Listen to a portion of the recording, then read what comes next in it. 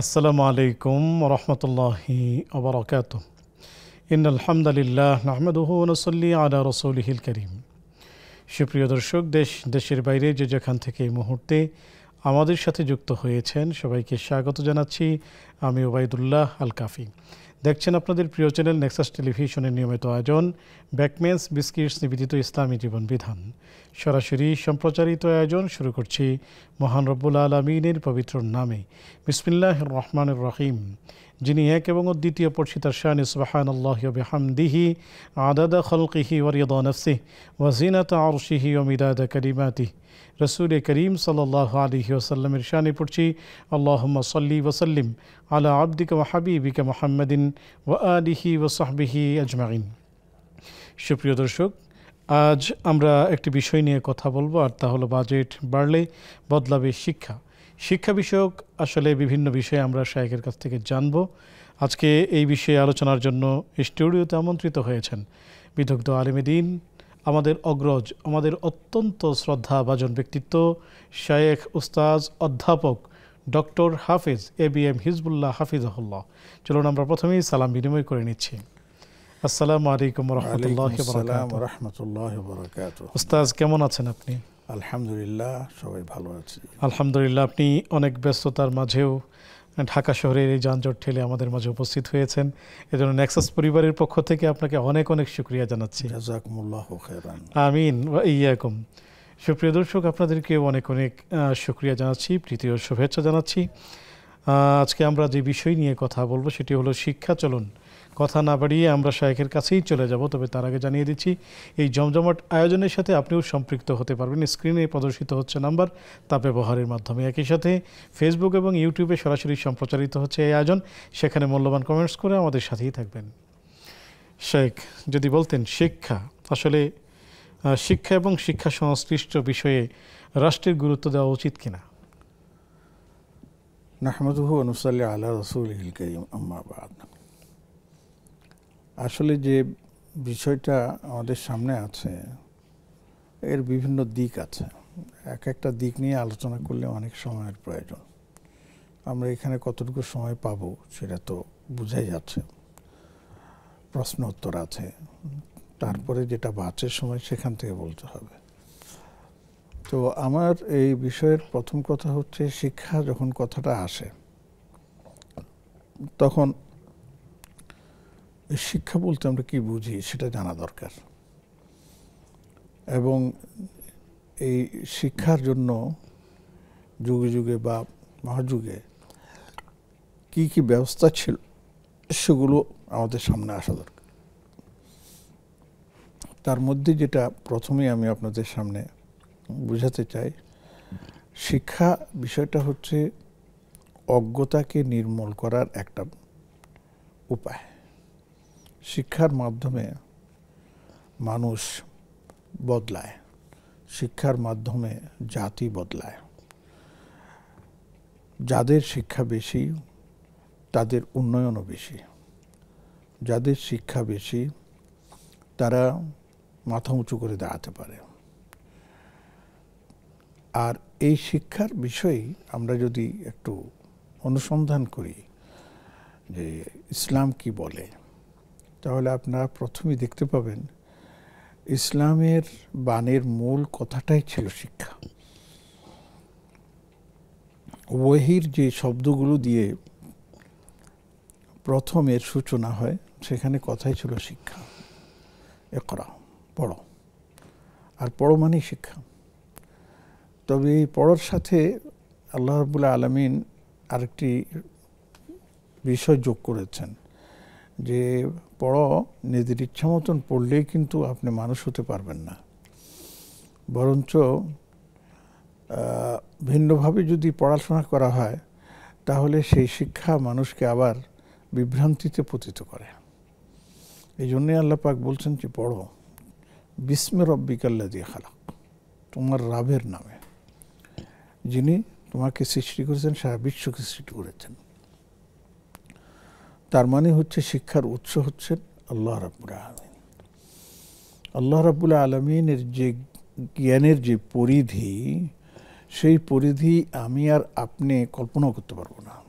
দেখেন, এই শিক্ষার জন্যই হযরত মুসা আলাইহিস সালামের মতো একজন বলিষ্ঠ আপনার নবীকে একজন ওয়ালির শরণাপন্ন হতে হয়েছে, যিনি নবী নন বলেই আলেমরা বলেন, খাদির আলাইহিস সালাম। তো দুজনেই রাস্তা দিয়ে হাঁটছেন, তো এমন সময় দেখা গেল যে একটা নৌকা, সেই নৌকার গুলুইতে একটা পাখি বসে আছে। সে পাখি টুকটুক করে পানি পান করতেছে। তখন খাদির আলাইহিস সালাম জিজ্ঞেস করলেন মুসাকে, মুসা জানো এই পাখি যে পানি পান করতেছে এর অর্থ কি? তখন মুসা বললেন যে তুমি বলো। তখন বললেন যে শোনুন, যে পৃথিবীতে যত শিক্ষা আছে, আল্লাহর ইলমি শিক্ষক আছে, এই শিক্ষাটা হচ্ছে এই মহাসমুদ্র। আর আমি আর আপনি যে শিক্ষা গ্রহণ করছি সেটা হচ্ছে এই পাখির মুখে লেগে থাকা এই সামান্য একটি সূচ পরামন পানির বিন্দু। এই বিন্দুটা হচ্ছে আমার আপনার শিক্ষা। তাহলে আল্লাহর শিক্ষার তুলনায় আমার আপনার শিক্ষা কি, এটা আমরা সেখান থেকে বুঝতে পারতেছি। কিন্তু দুঃখজনক হলেও সত্য যে আমরাও এখন শিক্ষায় অনেক দীক্ষা অর্জন করে এক একজন বড় বড় স্কলার হয়ে যাচ্ছে, এক একজন বড় বড় শিক্ষাবিদ হয়ে যাচ্ছে। আর দাবি করা হচ্ছে যে তার মতো শিক্ষাবিদ আর কেউ নাই, তার মতো শিক্ষাবিদ আর কেউ হতে পারেন না। হ্যাঁ, শিক্ষার তো শেষ নাই। আমরা স্মরণ করতে পারি ডক্টর মোহাম্মদ শহীদুল্লাহকে, যিনি একাধারে 18টি ভাষার প্রাজ্ঞ ছিলেন, প্রসিদ্ধ ব্যক্তিত্ব ছিলেন। এমনিভাবে প্রচুর শিক্ষাবিদের কথা আমাদের সামনে আছে। তো এই শিক্ষাকে কেন্দ্র করেই মানুষকে মানুষ হতে হবে। যেখানে শিক্ষা নাই সেখানে মানবিকতা নেই, যেখানে শিক্ষা নাই সেখানে মনুষ্যত্ব নাই। কিন্তু আমাদেরকে মনে রাখতে হবে এই শিক্ষাটা হতে হবে রব্বুল আলামিনের প্রশংসা কেন্দ্রিক, রব্বুল আলামিনের নামের সাথে। আর যদি সেভাবে না হয়, আমরা নর্মাল একটা শিক্ষা দিয়ে যাই, তো শিক্ষা আমরা পাবো কিন্তু আমরা মানুষ পাবো না। দেখেন, প্রচুর শিক্ষক আছে যাদের নৈতিকতা নেই। তারা নিজেদের নৈতিকতা ভাবে যে আমরা কি নৈতিকতার দিক থেকে আমরা খুব উঁচু তবকায় আছে। হ্যাঁ, 2-4 জন পাওয়া যাবে, আছে, কিন্তু একবার ঢালাওভাবে সবাইকে এটা বলা যাবে না। বরঞ্চ তারা বিভিন্ন ধরনের অপকর্ম লিপ্ত থাকে। যাই হোক, সেটা আমাদের বিষয় না। সে বিষয়টা হচ্ছে যে এই শিক্ষা থেকে আমরা যত পিছিয়ে থাকব ততই আমরা অজ্ঞতার গহ্বরে নিপতিত হব। এখন প্রশ্ন হলো যে আমাদের দেশে যে শিক্ষা ব্যবস্থা বা অন্যান্য দেশের শিক্ষা ব্যবস্থা সেটা ভিন্ন আলাপ।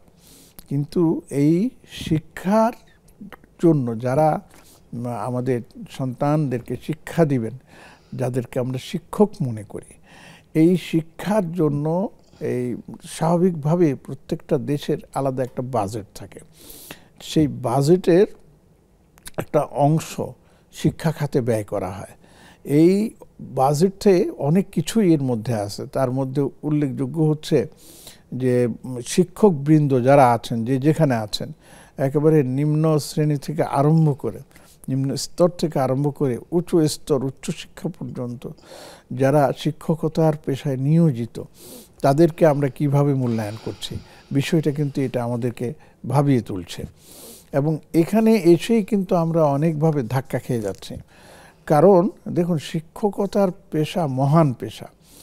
আল্লাহ রাব্বুল আলামিন নিজেই নিজেকে শিক্ষার কথা বলেছেন। আর রহমান আল্লামাল কোরআন, আল্লাহ পাক নিজেকেই কি যেন বলে শিক্ষক হিসেবে পরিচয় দিচ্ছেন। সূরা আর রহমানের প্রথম শব্দ আর রহমান, আল্লামাল কোরআন, তিনি তোমাদেরকে কোরআন শিখিয়েছেন। খালাকাল ইনসান ও আল্লামাহুল বায়ান, মানব সৃষ্টি করেছেন এবং তাদেরকে বক্তৃতা, বিবৃতি, ভাষণ ইত্যাদি দেওয়া, বর্ণনা করার শক্তি দিয়েছেন। আল্লাহ পাক শিক্ষক। নবীজি সাল্লাল্লাহু আলাইহি সাল্লাম বলতেছেন, ইন্নামা বুইসতু মুআল্লিমা, আমাকে শুধু শিক্ষক হিসেবেই প্রেরণ করা হয়েছে। তার মানে মানুষ যেটা জানে না, আমরা মানুষকে সেটা জানাবার জন্যই আমাকে প্রেরণ করা হয়েছে। তাওহীদ, রিসালাত, আখিরাত, ভালো মন্দ, এই সব কিছুই আমি শেখাবো। তো এই শিক্ষকরাই হচ্ছেন জাতি গড়ার কারিগর। তো এই শিক্ষকদেরকে যদি আমরা অবহেলা করি, তাহলে কিন্তু আমরা জাতি গড়তে পারবো না। শেখ, আমরা আসবো ইনশাআল্লাহ। একজন দর্শককে যুক্ত করে নিয়ে। আসসালামু আলাইকুম ওয়া রাহমাতুল্লাহ। ওয়ালাইকুম আসসালাম। স্বাগতম প্রিয় বোন, প্রশ্নটি করুন। প্রশ্নটা হচ্ছে যে আমার নানার আর্থিক অসচ্ছলতার কারণে আমার আম্মা তাকে তার সংসার খরচ থেকে হেল্প করছে, বুঝছেন? তো তার সংসার খরচের টাকাটা থেকে তারপর আমার নানা আমাকে আপনার জমি লিখে দিয়ে গেছে। ওই টাকাটা একটা পরিমাণ হিসাব করে জমি লিখে দিয়ে গেছে। এখন আমার নানার গুনাহ হবে কিনা যে উনি লিখে দিয়ে গেলে, বা আমরা যে জায়গাটা, মানে তো 40 বছর আগের কথা, আমরা এখন 40 বছর পরে ওই জায়গাটা বিক্রি করে আমরা টাকাটা এখন আমরা ভোগ করতেছি, আমার মা বা আমরা নাতিনরা। তো আমাদের গুনাহ হবে কিনা, বা আমার মামারা আমার খালারা এতে কোনো অংশ পাবে কিনা, এটা একটু জানার জন্য। শুক্রিয়া। প্রিয় বোন, আমাদের সাথেই থাকুন, শেখ উত্তর দিবেন ইনশাআল্লাহ তাআলা। শেখ, আমরা কি প্রশ্নে চলে যাব? হ্যাঁ, যেতে পারি, অসুবিধা নেই। যেমনটি আপনি শুনলেন শেখ, যে নানা অসচ্ছল ছিলেন, সেখানে মেয়ে তাকে সাহায্য করেছেন এবং এ কারণেই মেয়েকে একটি জায়গা লিখে দিয়েছেন এবং সেই লিখে দেওয়া জমির সেই অর্থ এখন ওনার সন্তানেরা উপভোগ করছেন। তো এই ক্ষেত্রে ওনাদের কোনো গুনাহ হচ্ছে কি না? ইনশাআল্লাহ আশা করি গুনাহ হবে না। নানা যেহেতু সচ্ছল ছিলেন এবং নানার অন্যান্য সন্তানদেরকে ঠকানোরও কোনো নিয়ত ছিল না, মেয়েকে হেবা হিসাবে, দান হিসাবে তিনি কিছু জমি লিখে দিয়েছেন, বা অনেকে ফ্ল্যাট লিখে দেয়, বর্তমানে অনেকে কিছু ক্যাশও দিয়ে দেয় বা অলংকার আদিও দিয়ে দেয়। তো এগুলো বাবার পক্ষ থেকে মেয়ের জন্য হাদিয়া, এবং এটা উত্তরাধিকার সূত্রে প্রাপ্ত সম্পদের অন্তর্ভুক্ত নয়। সেক্ষেত্রে এটা তার জন্য করাটা জায়েজ, এবং এটা যাদেরকে দেওয়া হয়েছে মেয়েদেরকে তাদের ভোগ করা, এবং তাদের এর নাম কি সন্তানেরা এটা ভোগ করতে পারবে, অন্যরা এখানে আবদার করতে পারবে না বা দাবিও করতে পারবে না। শরীয়তে এটার সমর্থন আছে। হ্যাঁ, যদি তিনি অন্যান্য সন্তানদেরকে ঠকানোর উদ্দেশ্যে, যে আমি মারা গেলে আমার মেয়েটাকে কিছু দিবে না, বা এটাও একটা ভয় থাকে, বা অন্যরা নিয়ে যাবে, মেয়েরা কিছু পাবে না, হ্যাঁ, তখন তিনি এই উদ্দেশ্যে যদি আলাদা করে দিতেন তাহলে এটা নিয়ে প্রশ্ন তোলা যেত। কিন্তু তারপরেও যেহেতু বাবা এবং সম্পদের মালিক তিনি, ক্রয়ের সময় তো তিনি কোনো সন্তানকে জিজ্ঞেস করে ক্রয় করেননি, এককভাবে ক্রয় করেছেন। খরচের ব্যাপারে, ব্যয়ের ব্যাপারেও তিনি এককভাবে সেই অধিকার সংরক্ষণ করেন। তো এই ক্ষেত্রে আমরা শুধু ওই শর্তটা লাগাই যে অন্যান্য সন্তানদেরকে না ঠকানোর যদি থাকে, নিয়ত থাকে, তাহলে তিনি যে কোনো সন্তানকে, এমনকি কোনো ছেলেকেও যদি আপনার কিছু বেশি দিয়ে যান, আলাদাভাবে হেবাদি করে যান, তাহলে সেটাও জায়েজ আছে। দেখুন, এই সন্তান সবাই সমান না। এই পড়ালেখার খরচে কারো পিছনে বেশি ব্যয় হয়, কারো পিছনে কম ব্যয় হয়, সেখানে তো কেউ কিছু বলেন না।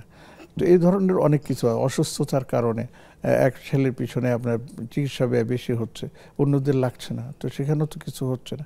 আবার কোনো প্রতিবন্ধী সন্তান যদি থাকে, তখন বাবা তাকে কিছু দিয়ে যাচ্ছেন অতিরিক্ত, এখানেও কি জানি বলে আপনার কোনো সমস্যা হচ্ছে না।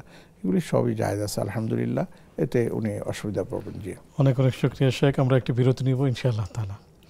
সুপ্রিয় দর্শক, দেখছেন আপনাদের প্রিয় আয়োজন ব্যাকমেন্স বিস্কিটস নিবেদিত ইসলামী জীবন বিধান। সময় হলো একটি বিজ্ঞাপন বিরতিতে যাবার, ফিরছি একটু পর, আমাদের সাথেই থাকুন।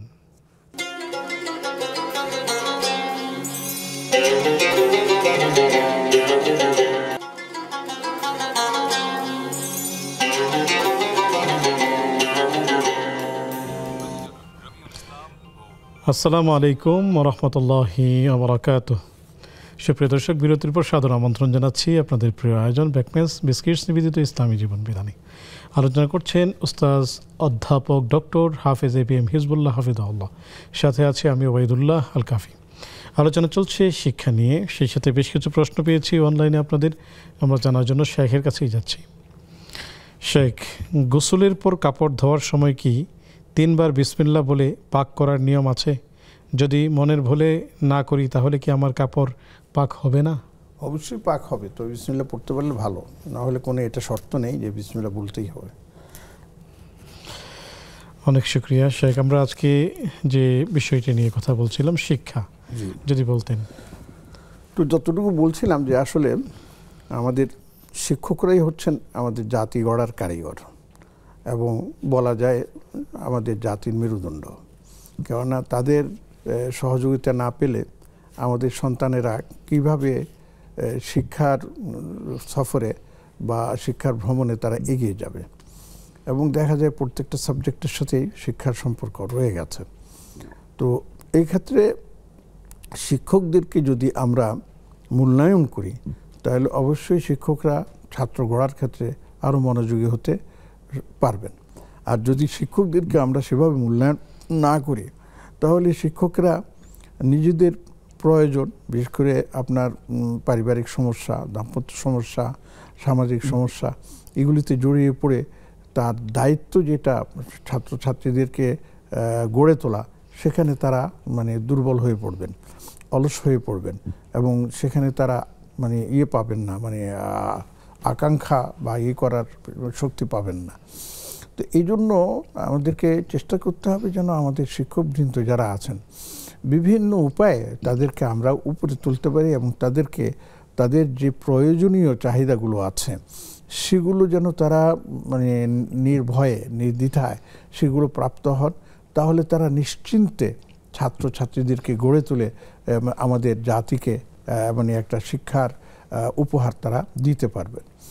দেশে বিদেশের দিকে যদি আমরা তাকাই তাহলে আমরা দেখতে পাই যে অন্যান্য দেশে আপনার এই শিক্ষকদের স্যালারি, শিক্ষকদের বেতন, শিক্ষকদের বিভিন্ন সুবিধা, এগুলি অনেকভাবে তারা শিক্ষকদেরকে দিয়ে থাকেন এবং শিক্ষকদেরকেই সমাজের বা জাতির 1 নম্বর প্রথম শ্রেণীর শিক্ষক হিসেবে তারা তার নাগরিক হিসেবে তারা মর্যাদা দিয়ে থাকেন। দুঃখজনক হলো সত্য যে আমরা সেই মর্যাদা পাই না। বরঞ্চ বলা হয় যে শিক্ষক আপনার কি জানি বলে জাতির মেরুদণ্ড, শিক্ষক হচ্ছে মাথার তাজ, মাথার মুকুট ইত্যাদি অনেক কিছু বলা হয়, কিন্তু শিক্ষকদের সাথে আমাদের আচরণটা কেমন সেটাও কিন্তু লক্ষণীয়, সেটাও আমাদেরকে দেখতে হবে। এইভাবে আমরা বললে অনেক কথাই আমরা বলতে পারি, যে কারণে দেখা যায় শিক্ষকদেরকে ময়দানে নেমে আসতে হচ্ছে, শিক্ষকদেরকে আন্দোলনে এসে মানে যেতে হচ্ছে ইত্যাদি অনেক কিছুই এর সাথে জড়িত আছে। মূল একটাই কারণ, সেটা হচ্ছে শিক্ষকদেরকে আমরা সেভাবে মূল্যায়ন করতে পারছি না। যদি শিক্ষকদেরকে শিক্ষকদের মতো করে যদি মূল্যায়ন করা যেত তাহলে আমি নিশ্চিত যে আমাদের দেশ, আমাদের জাতি অনেক উপকৃত হতো এবং অনেক তারা কী করতো, সুবিধা অবলম্বন করতে পারত। দেখুন এই যে বিদেশে অনেকে আমাদের ছেলেমেয়েরা পড়াশোনা করতে যায় এবং সেই পড়াশোনা করতে গিয়ে তারা তাদের মানে প্র্যাকটিক্যাল যে মানে এটার নাম কি এই অভিজ্ঞতা সঞ্চয় করে ফিরে আসে, তাদের মধ্যে 2-4 জন যারা আছে তারাই ফিরে আসে, আর বাকিরা কিন্তু ফিরে আসে না। তারা সেখানে সেটেল হয়ে যাওয়ার চিন্তা ভাবনা করে, আমেরিকাতে চলে যাচ্ছে, কানাডায় চলে যাচ্ছে, অস্ট্রেলিয়াতে চলে যাচ্ছে, আরও বিভিন্ন দেশে, তারপরে যুক্তরাজ্যে চলে যাচ্ছে। সেখানে গিয়ে পড়াশোনা করে তারা সেখানে মানে সেটেল হওয়ার জন্য চেষ্টা করতেছে, কেননা তারা দেখছে যে তাদের সেই শিক্ষা এবং যেটা আছে সেটা নিজেদের দেশে ফিরে আসে তাহলে তারা সেইভাবে মূল্যায়িত হবে না। শেখ আমরা একজনকে যুক্ত করছি ইনশাআল্লাহ তাআলা। আসসালামু আলাইকুম ওয়া রাহমাতুল্লাহ। জি, কে আছেন? হ্যাঁ, আমার কিন্তু প্রশ্ন আছে। জি, স্বাগতম, প্রশ্নগুলো করুন। হ্যালো, জি, টেলিভিশনের ভলিউমটি কমিয়ে তারপর প্রশ্ন করুন। জি হ্যাঁ, আমার প্রশ্ন, আমার 1 নম্বর প্রশ্ন হলো যে আমরা যে মোবাইলে সূরা কাহাব এবং ইয়াসিন তারপরে আর রহমান রাখি, এটা যখন আমাদের পিরিয়ডের সময় এটা কি আমরা দেখে দেখে পড়তে পারবো? 1 নাম্বার। জি আচ্ছা, 2 নাম্বার হলো সূরা হাসরের শেষ 3 আয়াত আমরা ফজরে এবং মাগরিবে পড়ি, এটা কি পড়া কতটা, অনেকে বলে নাকি ঠিক না, এটা কতটা বৈধ আর কি? জি আচ্ছা, 3 নাম্বার হলো নামাজের শেষ বইতে আমরা দরুদ শরীফ এবং দোয়া মাসুরা পড়ি, পড়ে আবার যে আল্লাহুম্মা ইন্নী আউযুবিকা মিন আযাবিল কবর, এটা 4টা আয়াত পড়ে আমরা সালাম ফিরাই। এটা কি পড়ে সালাম ফেরাতে হবে না সালাম ফেরানোর পরে পড়তে হবে? জি, আমাদের সাথেই থাকুন প্রিয় বোন, শেখ উত্তর দিবেন ইনশাআল্লাহ তাআলা। শেখ, যেমনটি আপনি শুনলেন, আমরা আপনার কাছ থেকে শুনতে যাচ্ছি যে মোবাইলের মধ্যে যে কোরআনুল কারীম আছে, তো সেই অ্যাপস কি মহিলাদের পিরিয়ড চলাকালীন সময়ে তারা কি দেখে পড়তে পারবে কি না? এক নম্বর প্রশ্ন হচ্ছে মহিলাদের পিরিয়ডের সময় তো কোরআন পড়াই যাবে না, এটা প্রথমে আপনাকে নিশ্চিত করতে হবে। হ্যাঁ, কেউ কেউ বলেছেন যে কোরআন শরীফ দেখে দেখে বা স্পর্শ না করে পড়া যেতে পারে, কারো কারো এই ধরনের মন্তব্য আছে। তবে বিজ্ঞ উলামায়ে কেরাম বলেছেন হাদিসের মধ্যে রাসূল করিম সাল্লাল্লাহু আলাইহি ওয়াসাল্লাম যেটা বলেছেন সেটা হচ্ছে যে মহিলারা নাপাক অবস্থায় গোসল ফরজ হয়েছে এমন অবস্থায় এবং পিরিয়ড অবস্থায় তারা কোরআন শরীফ পড়বে না। এখন প্রশ্ন হলো যে তাহলে জুমার দিনে সূরা কাহফের আমল, অন্যান্য আমলগুলো তারা কিভাবে করবেন? যেহেতু আল্লাহ পাকের পক্ষ থেকে নিষেধ করা হয়েছে, তাহলে তখন তারা অফ রাখবেন। যখন তারা পবিত্র হবেন গোসল টোসল করে, তখন তারা আবার এই আমল শুরু করবেন। যেটা ছুটে গেছে এটার জন্য পেরেশানির কিছু নেই, যেহেতু আল্লাহ পাক জানেন আপনি ভালো থাকলে এটা আপনি পড়তেন, আল্লাহ পাক আপনাকে এমনিতে সব দিয়ে দিবেন। এটা আল্লাহর অপার করুণার একটা আধার। অতএব আমি আপনাকে বলবো যে এভাবে তেলাওয়াত করে, মানে এই অ্যাপস দেখে দেখে কোরআনে কারীম আপনি মুখে মুখে বা মনে মনে পড়বেন, উচ্চারণও করবেন না, একটা কথার কথা বললাম, প্রয়োজন নেই। আপনি এটার জন্য আল্লাহর কাছে দোয়া করেন এবং তখন অন্যান্য জিকির আজকার যেগুলো আছে কোরআন কারীম বাদে সেগুলো আপনি চালিয়ে যান। সুবহানাল্লাহ, আলহামদুলিল্লাহ, দুরূদ শরীফ ইত্যাদি এগুলি পড়েন, কোনো সমস্যা নেই। জি ইনশাআল্লাহ তাআলা। শেখ, ফজর এবং মাগরিবে সূরা ইয়াসিন এবং সূরা ওয়াকিয়ার আমল অনেকেই করে থাকেন, এটি কি ঠিক আছে কিনা? যদি আমরা এটাকে সুন্নাহ মনে করি তাহলে কেউ কেউ আপত্তি করেছেন। যেমন সূরা ইয়াসিন সম্পর্কে যে হাদিসগুলো আছে, ইবনে কাসিরের প্রচুর হাদিস আছে, অন্যান্য হাদিস গ্রন্থ আছে, অনেকে বলছেন এগুলি সবগুলি হচ্ছে দুর্বল, আর দুর্বল হাদিস দিয়ে আপনার আমল করা যায় না, তাদের ধারণা। আর তো আমরা বলি যে না, দুর্বল হাদিস দিয়েও আমল করা যায়, এক নম্বর। আর এই যে সূরা হাশরের শেষ 3 আয়াতের কথা বলা হয়েছে ফজরের পরে এবং মাগরিবের পরে, এটাও ঠিক আছে, এটা হাদিসের মধ্যে একটা দুর্বলতা আছে। কিন্তু দুর্বল হলে কি আমি আমল ছেড়ে দেব? না, আমল ছাড়ার দরকার নেই, বরঞ্চ দুর্বল হাদিস যেটা যে আমল করা যায়, একমাত্র জাল হাদিস, মওযু হাদিস যদি না হয় তাহলে আপনি আমল করতে পারবেন। অতএব এই সূরা ইয়াসিন এবং সূরা হাশরের শেষ 3 আয়াত যেভাবে নিয়মিত আমরা তেলাওয়াত করি, পড়ি, যারা পড়েন, আমি বলবো যে আপনার এভাবেই চালিয়ে যান। আপনি ধরেন যে এটা হাদিস দ্বারা প্রমাণিত না, কিন্তু এটা কোরআন থেকে তো বাদ দিতে পারবেন না। আমার কোরআন তেলাওয়াতেরও তো একটা অংশ হতে পারে, এটাও হতে পারে, ওটাও হতে পারে। কাজে ধরে নেই যে আমরা এটা হাদিস দ্বারা, সহিহ হাদিস দ্বারা প্রমাণিত না, তাই আমরা এটাকে সুন্নাহ না বলে আমরা কোরআন তেলাওয়াত হিসেবে পড়ি, অসুবিধা কি আছে? তবে আমি বলবো যে দেখুন, এই হাদিসের মধ্যে দুর্বল হাদিসের উপর আমল করা যায়, একেবারে বেশি দুর্বল হলে সেটা ভিন্ন কথা। আর মওযু হাদিস যদি হয় তাহলে সেটাতে আমল করা যায় না। কিন্তু এই হাদিস, এই যেটা সূরা ইয়াসিন সম্পর্কে এবং সূরা হাশরের শেষ 3 আয়াত সম্পর্কে যে হাদিসগুলো আছে, এগুলো এত দুর্বল নয় যে এগুলো বাদ দিতে হবে। জাযাকাল্লাহু খাইর। জি, অনেক অনেক শুকরিয়া শেখ। আমরা একজন দর্শককে যুক্ত করছি। আসসালামু আলাইকুম ওয়া রাহমাতুল্লাহ। আলহামদুলিল্লাহ, আমরা ভালো আছি। স্বাগতম প্রিয় বোন, প্রশ্নগুলো করুন। প্রশ্নটা হচ্ছে তো বেতের নামাজে সূরা আলাক, সূরা আলাক প্রথম রাকাতে, দ্বিতীয় রাকাতে সূরা কাফিরুন, তৃতীয় রাকাতে সূরা ইখলাস। যদি প্রথম রাকাতে সূরা আলাক যদি না পড়া যায় পুরাটা, 4-5টা আয়াত দিয়ে কি পড়া যাবে? জি, বেতের নামাজ আয়াত যদি মুক্ত থাকে সেটা দিয়ে পুরাটা না পড়লে 4-5টা আয়াত দিয়ে পড়া যাবে নাকি? প্রিয় বোন, আরো কোনো প্রশ্ন? জি, সূরা কাহাফ, সূরা কাহাফের 10 আয়াত মুখস্থ, এই 10 আয়াত দিয়ে কি পুরা 1-2 রাকাতে নামাজ পড়া যাবে নাকি? বা প্রথম রাকাত বা দ্বিতীয় রাকাতে ভাগ ভাগ করে দিয়ে পড়া যাবে? জি, প্রিয় বোন, আমাদের সাথেই থাকুন, সহায়ক উত্তর দিবেন ইনশাআল্লাহ তাআলা। সুপ্রিয় দর্শক, দেখছেন আপনাদের প্রিয় আয়োজন ব্যাকম্যানস বিস্কিটস নিবেদিত ইসলামী জীবন বিধান। অনুষ্ঠানের এই পর্যায়ে নিচ্ছে ছোট্ট একটি বিজ্ঞাপন বিরতি, ফিরছি একটু পর, আমাদের সাথেই থাকুন।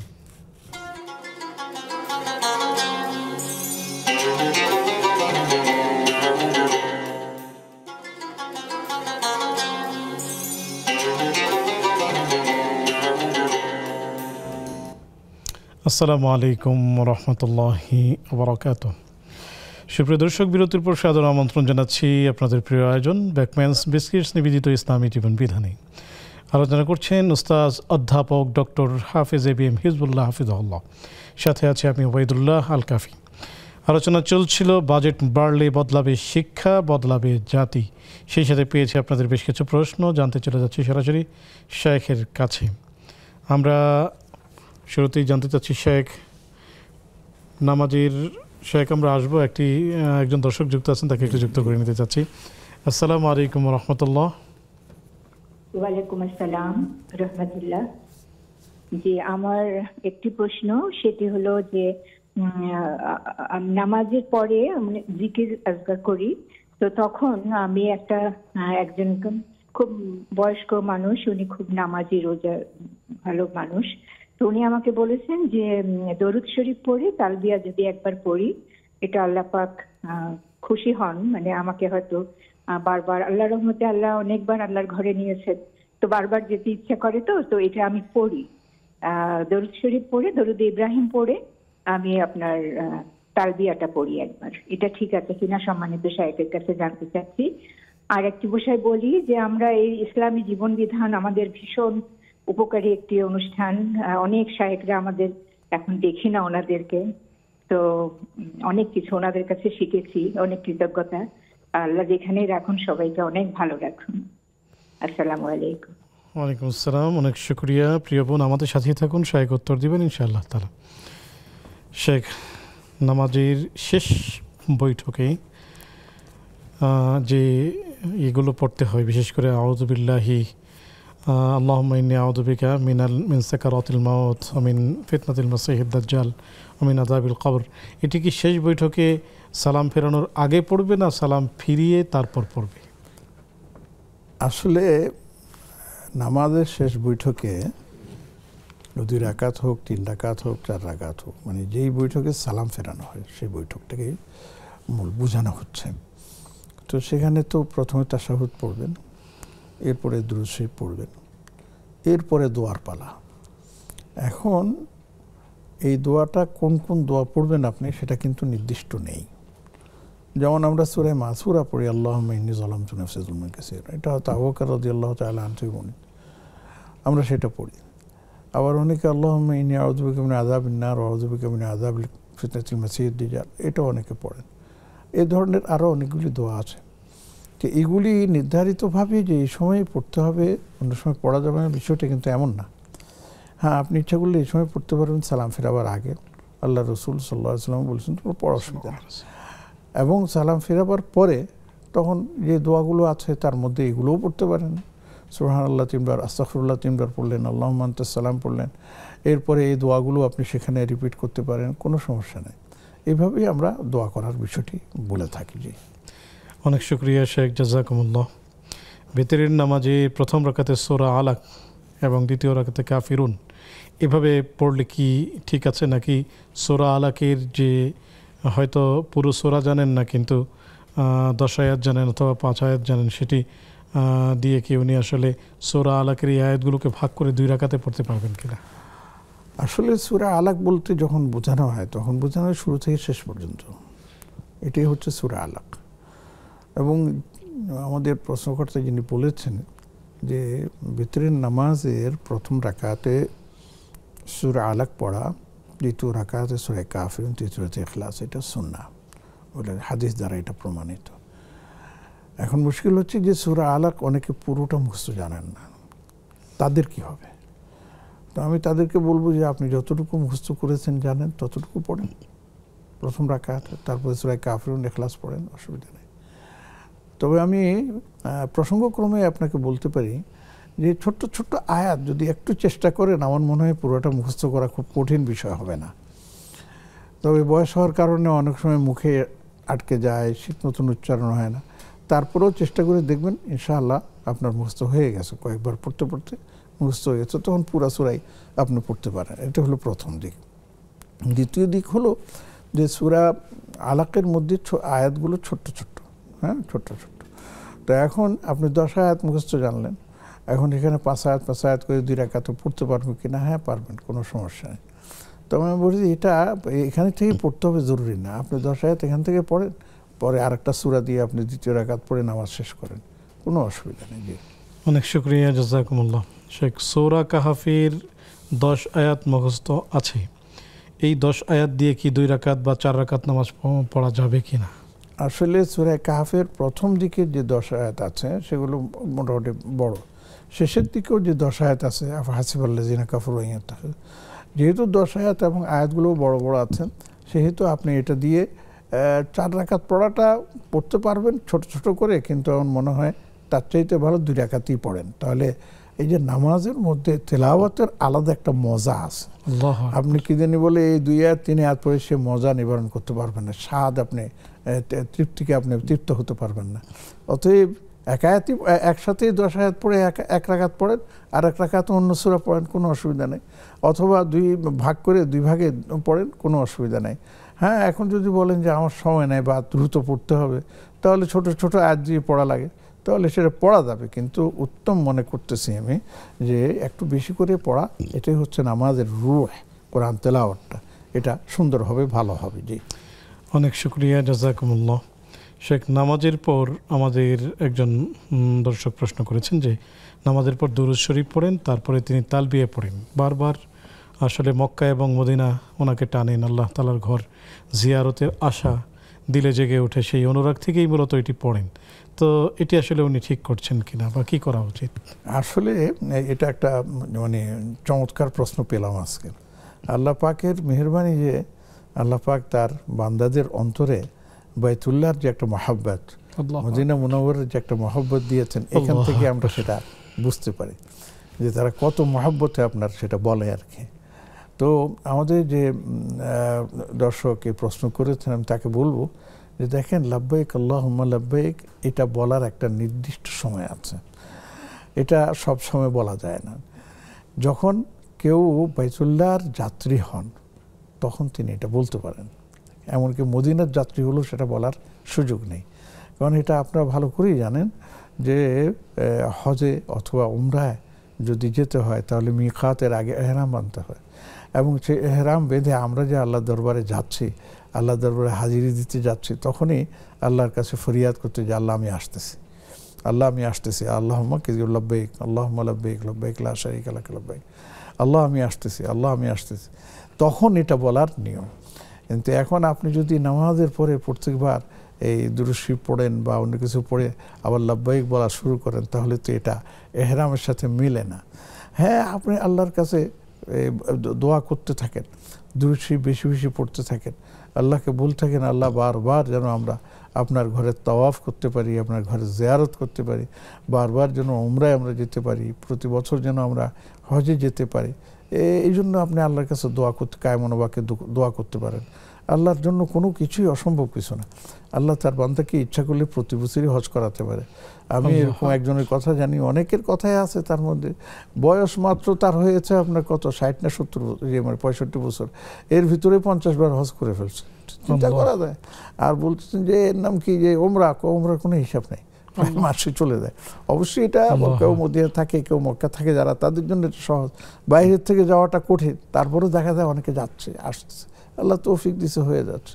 অতএব আমি বলবো যে না, আপনি দোয়া করতে থাকেন, কিন্তু এভাবে তালবিয়া পড়াটা নামাজের পরে এটার কোনো পাওয়া যায় না। অনেকে এটাকে বেদাত বলবেন যে না, এটা করাটা বেদাতের অন্তর্ভুক্ত হয়ে যাচ্ছে। আল্লাহ হেফাজত করুন। আমিন ইয়া রাব্বাল আলামিন। অনেক শুকরিয়া, জাযাকুমুল্লাহ। আমরা একজন দর্শককে যুক্ত করছি। আসসালামু আলাইকুম ওয়া রাহমাতুল্লাহ। ওয়ালাইকুম আসসালাম। আসসালামু আলাইকুম। ওয়ালাইকুম আসসালাম, স্বাগতম প্রিয় বোন, প্রশ্নটি করুন। হুজুর, আমার একটা প্রশ্ন হলো যে আমার স্বামী পরকিয়া করে, মানে ও মানে জেনার কাজেও লিপ্ত। আমার বিয়ে হয়েছে 14 বছর, তখন থেকেই হুজুর। কিন্তু আমি অনেক ভাবে চেষ্টা করছি, তাকে কোনো দিক দিয়ে আমি তাকে মানে ঠিক করতেই পারিনি, আর তাকে আমি দিনের পথেও আনতে পারি না হুজুর। কিন্তু এখন যত দিন যায় তখন অতিরিক্ত পরিমাণে বাড়ে গেছে এখন ওইটা। আমি যদি এটা বলতে যাই হুজুর, সে আমার উপরে মানে খারাপ আচরণও করে এবং আমার সংসারটাও শেষ ভাঙতে চায়। এখন তো আমার 2টা বাচ্চা, আমার তো সংসার ভাঙা সম্ভব না। তাই আমি ওর সবকিছু মানে সহ্য করে আমি থাকি। এতে কি আমার পাপ হয় হুজুর, যে আমি সহ্য করি, যে প্রতিবাদ করি না? এটা আমার জানার খুব ইচ্ছা। জি প্রিয় বোন, আমাদের সাথেই থাকুন, শায়খ উত্তর দিবেন এবং পরামর্শ দিবেন ইনশাআল্লাহ তাআলা। সুপ্রিয় দর্শক, দেখছেন আপনাদের প্রিয় আয়োজন ব্যাকম্যাচ বিস্কিটস নিবেদিত ইসলামী জীবন বিধান। সময় হলো আরও একটি বিজ্ঞাপন বিরতিতে যাবার, ফিরছি একটু পর, আমাদের সাথেই থাকুন।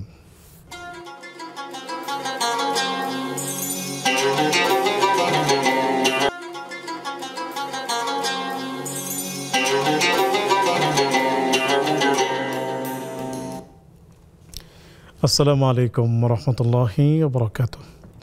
সুপ্রিয় দর্শক, বিরতির পর সাদর আমন্ত্রণ জানাচ্ছি আপনাদের প্রিয় আয়োজন ব্যাকমেস বিস্কিটস নিবেদিত ইসলামী জীবন বিধানী। আলোচনা করছেন অধ্যাপক ডক্টর হাফেজ ABM হিজবুল্লাহ হাফিজুল্লাহ, সাথে আছি আমি ওবায়দুল্লাহ আল কাফি। আলোচনা চলছে ইসলামী শিক্ষা নিয়ে, সেই সাথে পেয়েছি আপনাদের বেশ কিছু প্রশ্ন। জানতে চলে যাচ্ছি সরাসরি শেখের কাছে।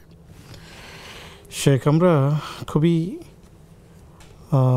দুঃখজনক এবং বেদনাদায়ক একটি প্রশ্ন আমরা পেলাম, এবং বর্তমান সময়ে পত্রিকার পাতায় আমরা সেগুলো দেখছি, এবং ইলেকট্রনিক্স মিডিয়াতেও, আমরা সোশ্যাল মিডিয়াতেও সেগুলো দেখছি, যে স্বামী পরকীয়া করছে এবং জিনা করছে, এবং স্ত্রী তাকে পথে আনার চেষ্টা করছেন, কিন্তু বেশি কিছু করতে পারছেন না, কারণ তাকেও ছেড়ে দেওয়ার হুমকি দেওয়া হচ্ছে।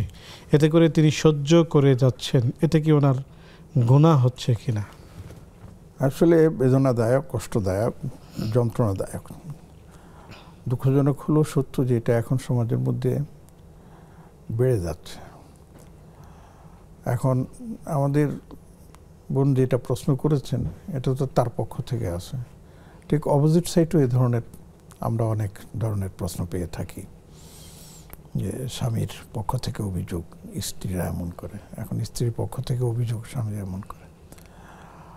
আর মুশকিল হচ্ছে যে এটার সমাধান কি? সমাধান কিন্তু সেপারেশনে না, সমাধান কিন্তু ডিভোর্সে না। হ্যাঁ, যদি কারো এমন সুযোগ থাকে যে না, আমি এই ন্যাক্কারজনক পরিবারে থাকতে রাজি না, এবং তার চলার মতো ক্ষমতা আছে, তিনি স্বামী ছাড়াও চলতে পারবেন, তার সে ব্যবস্থা আছে, তাহলে তো আমরা পরামর্শ দেব যে তাকে আপনি বরঞ্চ বলে দেন যে এই স্বামীর আমি অধীনে আমি থাকতে রাজি নই, আমাকে আপনি মুক্ত করে দেন, চলে যান, আমি আমার মতো করে থাকবো। প্রয়োজনে পরবর্তীতে যদি সুযোগ থাকে নতুন আরেকজন স্বামী গ্রহণ করার অনুমতি আপনার কি আছে, শরীয়তে আছে, সেটা হতে পারে। আর যদি যেভাবে আমরা শুনলাম যে ওনার পক্ষে এটা সম্ভব না, তাহলে তো এখানে সবর করা ছাড়া আর কিছুই করার নেই। তবে হ্যাঁ, এই কথাটা আমি বলতে পারি নির্দ্বিধায় যে আপনি আল্লাহর কাছেই কান্নাকাটি করুন, প্রতিদিন ইস্তিগফার করুন, এবং নিজেই আল্লাহর কাছে বলুন যে আল্লাহ আমার স্বামীকে ফেরাও, আমার স্বামীকে ফেরাও। যেহেতু কথা বলতে গেলে এবং কিছু করতে গেলে তিনি চড়াও হন, সেহেতু ওই সবর করা ছাড়া আমরা দ্বিতীয় পথ দেখি না। তারপরেও ভালো মুড যখন থাকে তখন কি করা যায় বলা যায়। আর পাশাপাশি তাদের সাথে সম্পর্ক করে যদি নির্দিষ্ট মানুষ হয়ে থাকে, তাহলে তাদের সাথেও ভিন্নভাবে কোনোভাবে যোগাযোগ করে তাদেরকে বিরত রাখা যায় কিনা, এই চেষ্টাও করা যেতে পারে। তবে এটা খেয়াল রাখতে হবে যেটা করতে গিয়ে আবার হিতে বিপরীত হয়ে যায় যেন না হয়। তো তার জন্য সমবেদনাই জানাচ্ছি এবং সবরের তালকিন করতেছি। আল্লাহ আপনাকে হেফাজত করুন, আপনার স্বামীকে ফিরে আসার তৌফিক দান করুন। আমিন ইয়া রাব্বাল আলামিন। শেখ, বর্তমান আমাদের এই বাংলাদেশে যে দুটি শিক্ষা ব্যবস্থা চলমান, এক হলো মাদ্রাসা শিক্ষা ব্যবস্থা আর এক হলো স্কুল শিক্ষা ব্যবস্থা, আসলে এই দুটি শিক্ষা ব্যবস্থাকে কখনো কি এক করে দেওয়া যায় এমন কিছু ভেবেছেন কিনা? আসলে আপনি বলছেন দুটি শিক্ষা ব্যবস্থা, আমি তো দেখি যে তিনটা শিক্ষা ব্যবস্থা, বরঞ্চ বলতে আরো বাড়ানো যাবে। আল্লাহু আকবার। ধর্মীয় শিক্ষা ব্যবস্থাকে ভাগ করে ফেলছে, একটা আলিয়া চলে গেছে আর একটা কমিটি চলে গেছে। আর সাধারণ শিক্ষা ব্যবস্থা সেটা তো ওপেন, প্রচুর, শতকরা 1-2% আপনার কওমি মাদ্রাসায় পড়ে, ওই 1-2%-এর বাইরে আরও 1-2% আপনার সরকারি মাদ্রাসায় পড়ে, আর বাকিরা সব কিন্তু আপনার জেনারেল লাইনে আছে। এখন জেনারেল শিক্ষা আর ধর্মীয় শিক্ষাকে এক করা যায় কিনা? অসম্ভব কি? করা তো যায়, কিন্তু আমরা করতে পারতেছি না, সেটা হলো আমাদের দোষ।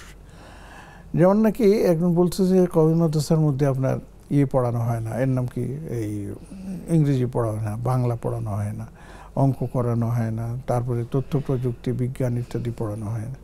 আমি বললাম ঠিকই আছে, কওমি মাদ্রাসা তো আপনার বাংলা ইংরেজি পড়াবার জন্য সৃষ্টি হয়নি, সেখানে তো একজন যোগ্য আলেম তৈরির জন্য তৈরি হয়েছে। হ্যাঁ, যতটুকু প্রয়োজন বাংলা, ইংরেজি, অঙ্ক এগুলি তো অবশ্যই রাখতে হবে, এগুলো অবশ্যই থাকতে হবে। যদি না থাকে তাহলে সেগুলো তারা যোগ করে নিক, কোনো অসুবিধা নেই। কিন্তু এই আরবির যে বিষয়গুলো আছে এইগুলিকে কাটছাট করে আপনি সেখানে জেনারেল নলেজ ঢুকিয়ে দিবেন, তাহলে তো আর এটা মাদ্রাসা থাকলো না, এটা ইসলামিক শিক্ষার ধারক বাহক থাকলো না। আমরা যদি এখন বলি জেনারেল শিক্ষায় ইসলামী শিক্ষা অন্তর্ভুক্ত করা হোক, মেনে নেবে? সুবহানাল্লাহ। মাদ্রাসা শিক্ষাগুলোতে কওমি মাদ্রাসা গেল, সরকারি মাদ্রাসা কি হচ্ছে যে যতটুকু সিলেবাস আছে 1100-1200 মার্ক, তার মধ্যে আপনার 400-500 মার্ক হচ্ছে আপনার কি যেমন জেনারেল শিক্ষা। তো এরা আলেম হবে কোত্থেকে? এটা তো আলেম ধারে কাছেও যেতে পারবে না। আবার যদি আমরা বলি যে সাধারণ শিক্ষা, সেই শিক্ষার মধ্যে আপনারা ইসলামী জ্ঞানকে 500 মার্কে ইসলামী জ্ঞান নিয়ে আসতে হবে, আপনার সেটা মানবেন? তাহলে বাকি সাবজেক্ট ওয়াইজ বিষয়গুলো আপনি কিভাবে পড়াবেন? আসলে এই জিনিসগুলো হচ্ছে সবগুলি হচ্ছে আপনার মানে বিষয় ভিত্তিক। ইসলামী শিক্ষার বিষয় একটা, যেমন নাকি দেখেন বিভিন্ন ইউনিভার্সিটিতে ইসলামিক স্টাডিজ আছে, অ্যারাবিক সিস্টেম আছে, কোথাও কোথাও ফিকহ আছে, ঠিক আছে? তো যেখানে যে বিষয়টা ফোকাসিং সেখানে সেই বিষয়ের সাবজেক্টগুলো বেশি থাকবে, এটি হচ্ছে নিয়ম। এমনি নর্মাল যে বিষয়গুলো আছে সেগুলো সবখানে কমন থাকতে পারে।